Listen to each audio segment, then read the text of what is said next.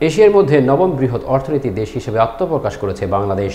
সম্প্রতি এশীয় উন্নয়ন ব্যাংক প্রকাশিত 2025 বেসিস স্ট্যাটিস্টিক্স অনুসারে বাংলাদেশের মোট দেশজ উৎপাদন এখন $450.5 বিলিয়ন, যা প্রায় 45,050 কোটি ডলার। এডিবির পরিসংখ্যান অনুসারে বাংলাদেশের জিডিপি দক্ষিণ এশিয়ার মধ্যে ভারতের পর দ্বিতীয় অবস্থানে রয়েছে, যেখানে ভারতের জিডিপি $3,91,140 কোটি ডলার। তবে বাংলাদেশের অর্থনীতির আকার চীন, Bharat, Korea, Indonesia, Taipei, Thailand, Vietnam ও ফিলিপাইন এর পরই অবস্থান করছে। এডিবির পরিসংখ্যান অনুযায়ী বাংলাদেশের 2024 সালের জিডিপির আকার $450.5 বিলিয়ন, যা দক্ষিণ এশিয়ার দ্বিতীয় বৃহৎ অর্থনীতি হিসেবে বাংলাদেশের দৃঢ় অবস্থান নিশ্চিত করেছে।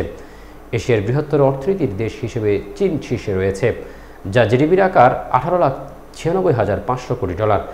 এই ধারাবাহিকতায় বাংলাদেশের অগ্রগতির পথে দক্ষিণ এশিয়ায় বিশেষভাবে প্রশংসিত হতে যাচ্ছে।